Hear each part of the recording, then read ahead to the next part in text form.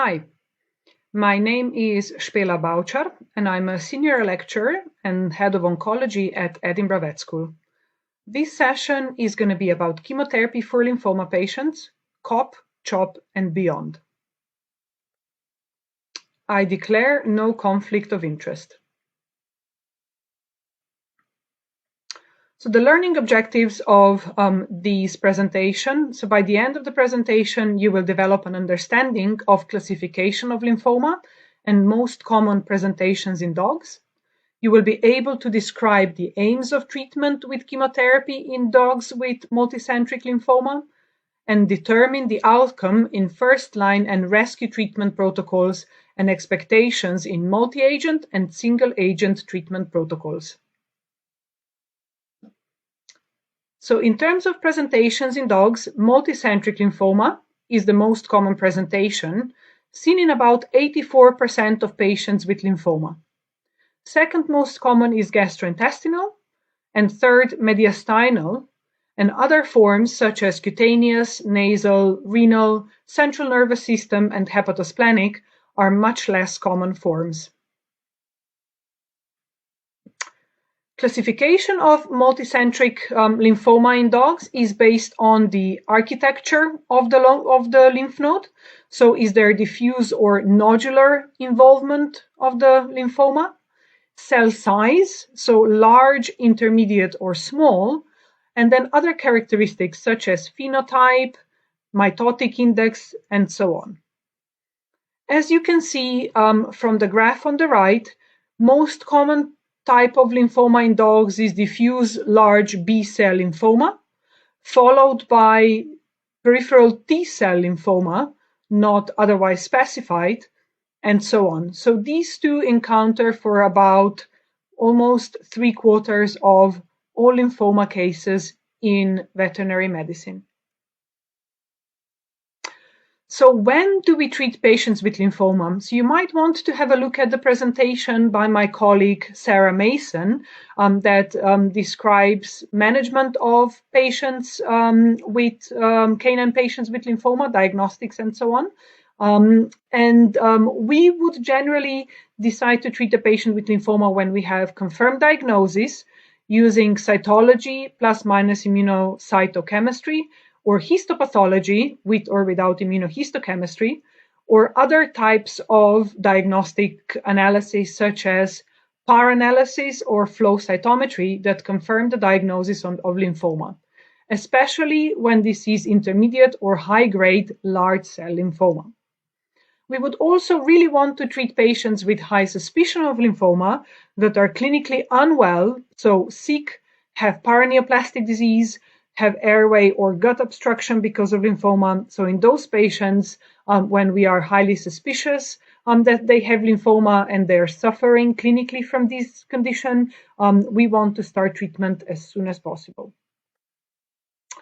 What determines how we treat these patients is what type of lymphoma we have diagnosed them with, what is the stage of the disease, and what is the substage of disease.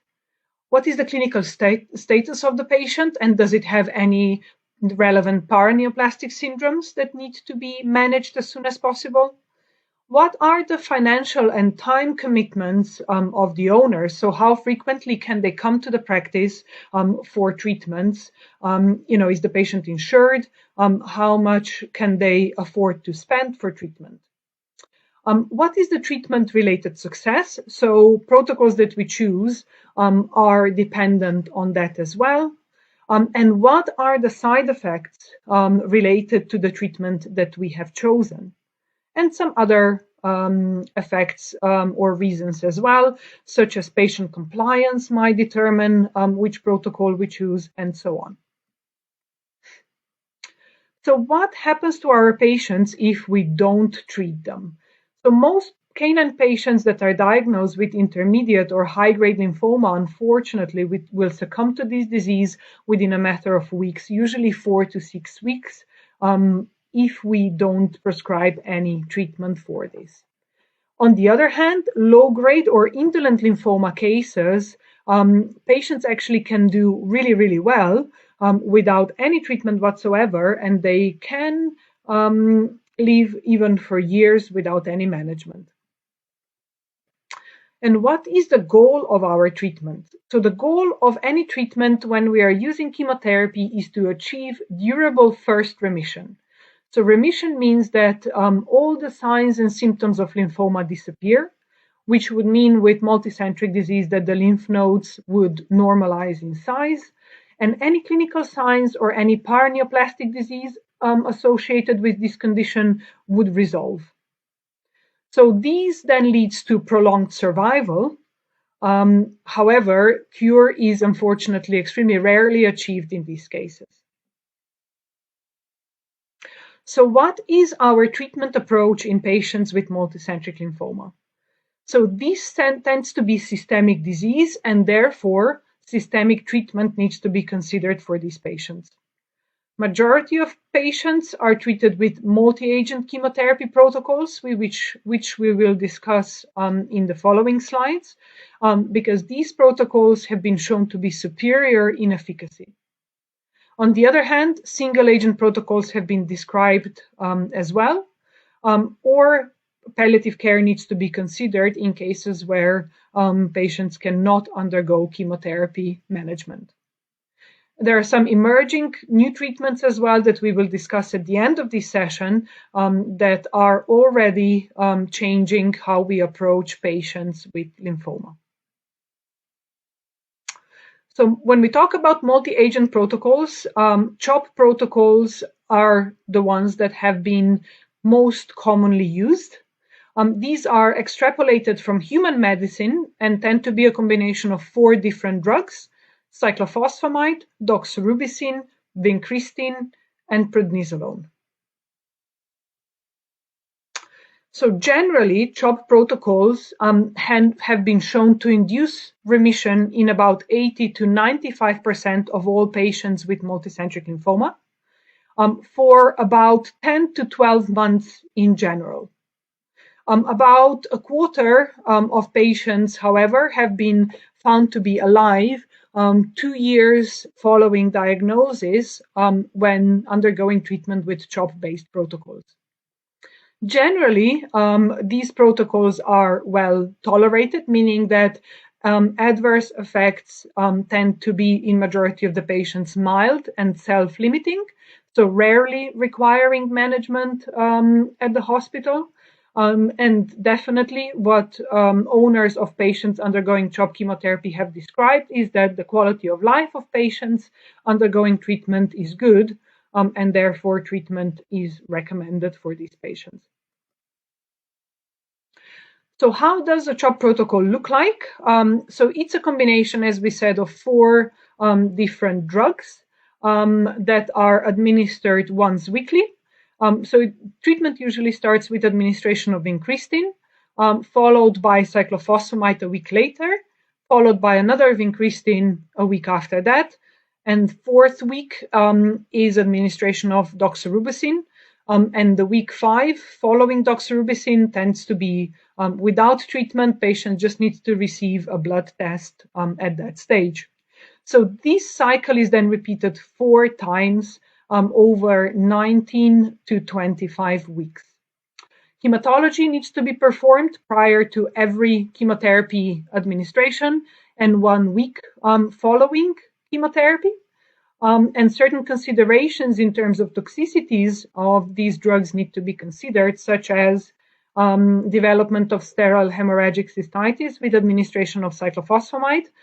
To minimize that, a dose of furosemide is given along this drug, or echocardiography prior to administration of the first doxorubicin, especially in patients with increased risk of cardiotoxicity, such as large breed dogs, dogs with any murmurs, arrhythmias, or any clinical signs of cardiovascular disease.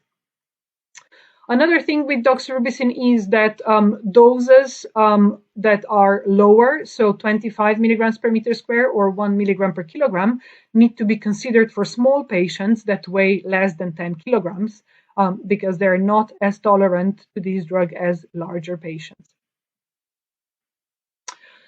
Length of the protocol slightly varies. There are two main CHOP protocols described, which are the 19-week CHOP protocol, where basically treatments are given on weekly basis, and 25-week CHOP chemotherapy protocols, where treatments are given on weekly basis for the first half of the protocol, and then every other week for the second half of the protocol.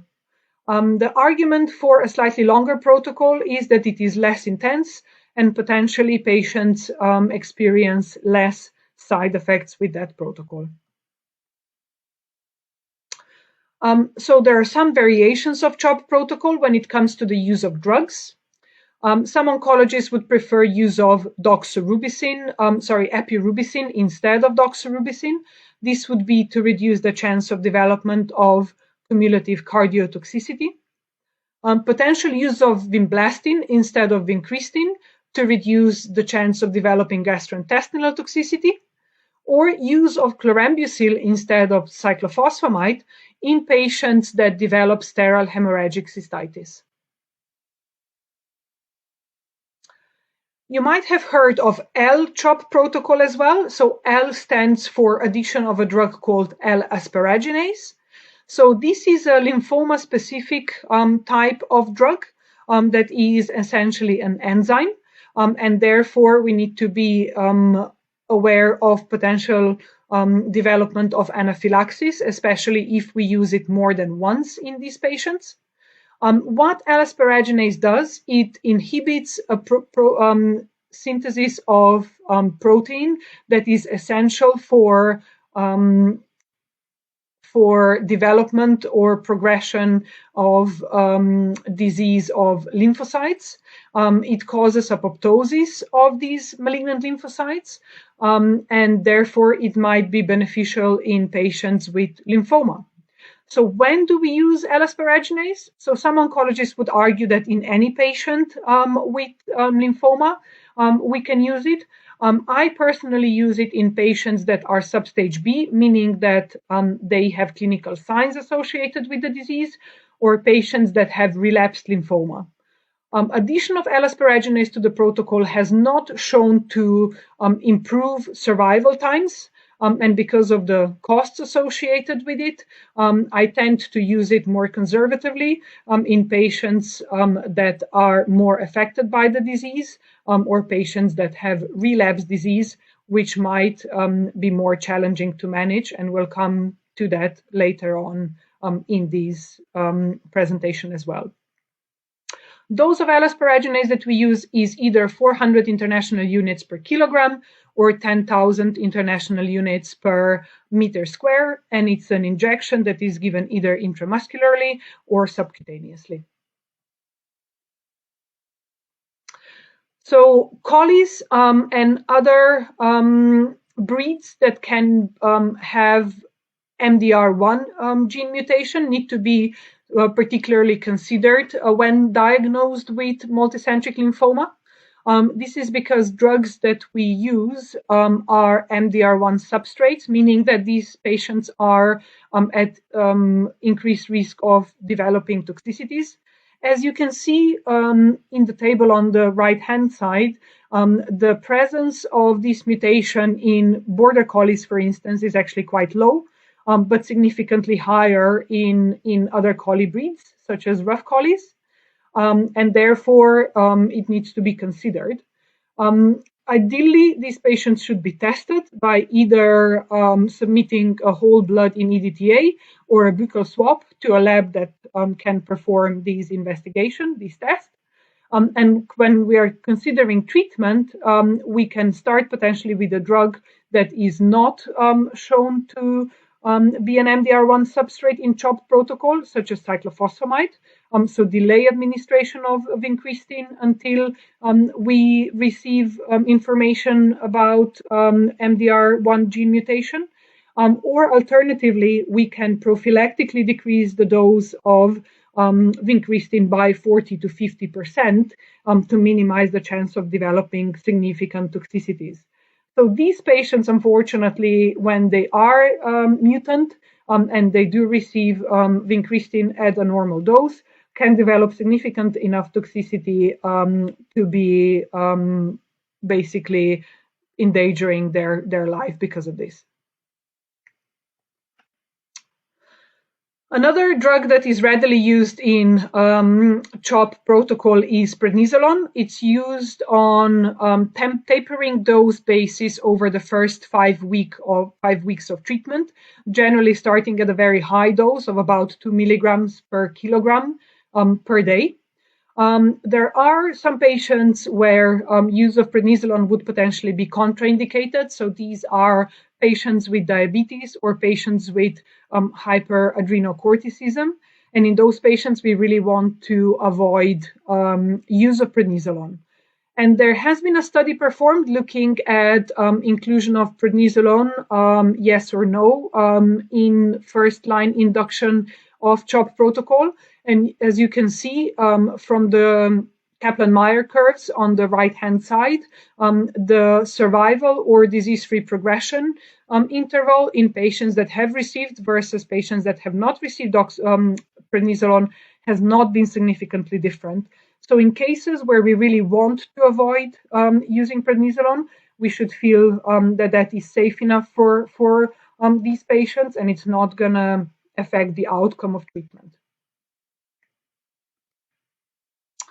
What about T-cell lymphoma? So we know that patients that are diagnosed with T-cell multicentric lymphoma potentially have a worse prognosis.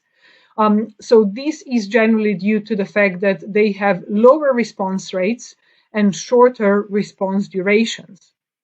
So some oncologists would argue that we should therefore consider use of different drugs in management of these cases to potentially improve the outcome of treatment of T-cell lymphomas. Agents that have had efficacy in T-cell lymphomas mainly are alkylating agents, and therefore protocols like LOP protocol, use of lomustine, vincristine, procarbazine, and prednisolone, or LPP protocol, use of lomustine, procarbazine, and prednisolone, has been shown to be efficacious in patients with T-cell lymphoma.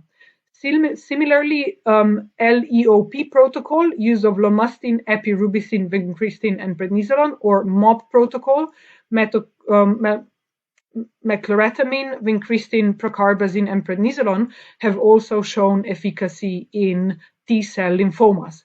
However, the data from use of these protocols is largely overlapping with the data with treatment with CHOP-based protocols.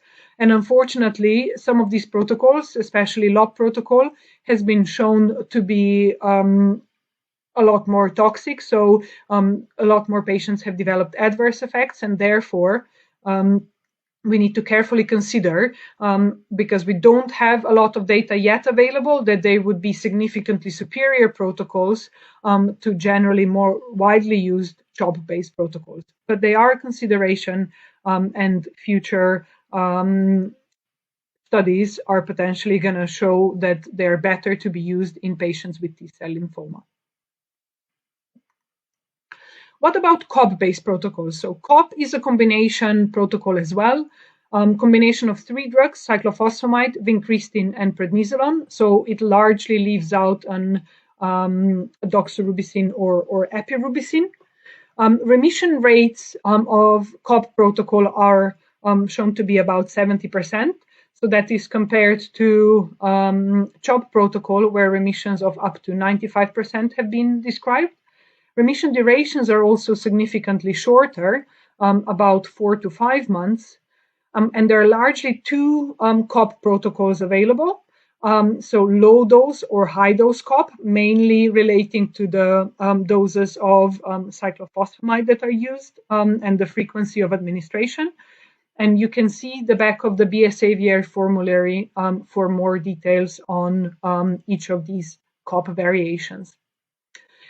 COP protocol tends to be a continuous protocol. So we said that CHOP protocols largely are 19 to 25 weeks long. COP protocols are consistent of an induction protocol where treatments are given a bit more frequently, and a maintenance phase where an interval between treatments increases, but this tends to be ongoing treatment basically until we document relapse of disease in these patients, or some of them are discontinued after a couple of years of treatment. Single agent protocols can be considered as well. So when would we consider a single agent protocol? So when potentially due to finances, we cannot afford a multi-agent protocol, they tend to be more expensive, unfortunately. Where, for instance, owners cannot afford to come and see us on a weekly basis for treatments. When we are trying to minimize the adverse effects associated with treatment, and where, because of the nature of the patient and the stress may be associated with treatment or travel, prevents us from administering treatment more frequently. So there are quite a few agents that have documented activity as single agent for management of multicentric lymphoma. One of these agents is doxorubicin that can be used in combination with prednisolone. We can give it as a single agent every 3 weeks for approximately 5 doses generally. Remission rate of single agent doxorubicin in patients with multicentric lymphoma is about 50 to 75%, and remission duration and median survival time are about 6 to 8 months in general. So it's a very reasonable protocol to consider in patients where CHOP protocol cannot be used for treatment. Other agents with single agent activity are lomustine that can be used in combination with prednisolone as well. Lomustine is given orally every 3 weeks at 70 milligrams per meter square for 5 doses. Remission rates that have been described are around 53%. So these are patients that have achieved complete remission as well as partial remission. But remission duration and survival time used with these protocols tend to be, unfortunately, quite short. So survival time of just over 100 days have been reported. So this protocol would, for instance, be reasonable consideration for patients where, for various reasons, we cannot administer a protocol involving injectable medications. What about management of relapsed lymphomas? So we said that unfortunately cure is extremely rarely achieved in patients with multicentric lymphoma, and therefore it's expected that vast majority of patients will eventually relapse. This might be due to several reasons, but one is that some of the disease has never been completely eradicated, and over time those lymphocytes can start multiplying again and cause relapse of the disease. But another consideration in these patients is as well that with the previous treatment that we have administered, they might have developed resistance to treatment as well. So disease that has relapsed might actually, unfortunately, be resistant to treatment that we have previously administered. So there are largely two approaches in management of relapsed patients with lymphoma. One is reinduction protocol, which basically means that we can go back and use exactly the same drugs as we have used in the first-line treatment protocol if 2 or more months have passed since we have completed the previous protocol. So with, for instance, CHOP protocol, remission rate of second reinduction is about 80 to 90%, so still reasonably good. However, remission duration generally tends to be only 50%, so only half of what we have achieved in the initial protocol. We also need to consider that some drugs, such as doxorubicin, can cause significant toxicity with cumulative doses. So with doxorubicin, we really cannot administer more than 6 doses overall in total. We have already administered 4 doses in the first-line protocol, and therefore we might need to substitute this drug halfway through the second CHOP protocol with a less cardiotoxic drug, such as epirubicin or mitoxantrone. The other option for treatment of relapsed lymphomas is considering a rescue protocol. So when would we consider a rescue protocol? When we fail to induce remission with reinduction, or also when we are treating patients with for the first time and we fail to achieve response to treatment with the first-line treatment. So rescue protocols, similarly to first-line protocols, can be either single agent or combination protocols. But the idea is that we would really be using drugs that we have not yet used for treatment before, and hopefully, therefore, the disease will not be yet resistant to these drugs. So response rate to rescue protocols tends to be about 40 to 90%, so extremely variable, unfortunately. And response duration, unfortunately, tends to be very short, between 1.5 to 2.5 months overall. So unfortunately, patients that fail to respond to first-line treatment or reinduction protocols have a poor long-term prognosis, likely due to development of resistance to treatment overall. There is a subset of patients, though, that will enjoy a durable second remission and will do significantly better than the numbers that I have just quoted. What about palliative care? We know that actually palliative care is extremely important, and we always aim to basically emphasize quality of life over quantity of life. So when do we consider treating our patients palliatively? So this is a very relevant consideration in patients where chemotherapy cannot be administered due to numerous reasons. Either the owners don't want to put their dog through treatment, or other reasons where just basically chemotherapy cannot be given.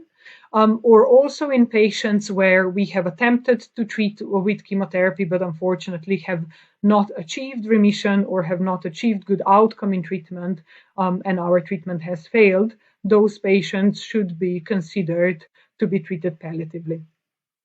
So how do we treat our patients palliatively with multicentric lymphoma?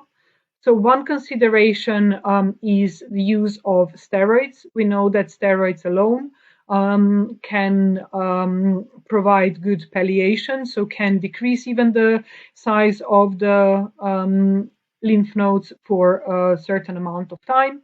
The dose is arbitrary, so I tend to start with higher doses and try then to taper them down until I reach the kind of lowest dose that is still efficacious. And then if patients start showing clinical signs again, or if the lymph nodes start increasing again, we can increase the dose and then either try to maintain a higher dose or with time, again, try to taper it down depending on how the patients are doing. Other supportive medications are very important as well, such as pain relief, anti-nausea medications, appetite stimulants, and so on. So anything that would make our patients feel a bit better. What about emerging treatments? So there are a lot of novel therapies developed for management of cases with lymphoma. One of them that has recently, over the last couple of years, emerged is a drug called rabaxofuscin or Tanovea. This is a very new drug that has a specific mechanism of action with inhibiting DNA synthesis. And in trials, it has been used on its own or mainly in combination with doxorubicin. Overall response rates have been promising, about 84%, and median progression-free interval for these patients was around 194 days. Several toxicities have been described as well, such as dermatopathy, pulmonary fibrosis, and unfortunately, it's somehow challenging still to import these drugs, so it's under conditional import on case-to-case basis, and unfortunately, it's quite costly as well. So this needs to be considered. I use it mainly as rescue treatment for B-cell lymphoma specifically, and rarely as first-line treatment. Other emerging treatments that have been described are the use of monoclonal antibodies. So in people, this is a very important part of management in combination with CHOP protocol, the drug called rituximab. In canine patients, monoclonal antibodies for treatment of B-cell lymphoma have been developed, but unfortunately in clinical trials, they have been shown to have inadequate target specificity, and therefore the use of these drugs has been discontinued, but they might emerge again in the future. Anti-tumor vaccines have been developed as well in canine patients with multicentric lymphoma. And the use of these, unfortunately, has not shown any specific gain in remission duration and overall survival. So therefore, they are not often used in our patients either. So in summary, multicentric lymphoma is the most common form of lymphoma in dogs. Multi-agent treatment protocols are considered best first-line treatment. The goal of treatment is to achieve remission. However, majority of dogs will relapse following achieving complete remission, and therefore we need to consider either reinduction or rescue protocols. So at the end, time to reflect. What is your take-home message from this session? Is there anything you're going to do differently as a result of this session, and why? What will be your first-line treatment in dogs with multicentric lymphoma, and why? How will you choose the best reinduction or rescue protocol for relapsed lymphoma, and why? And how will you provide palliative care for patients with lymphoma, and why? Thank you very much.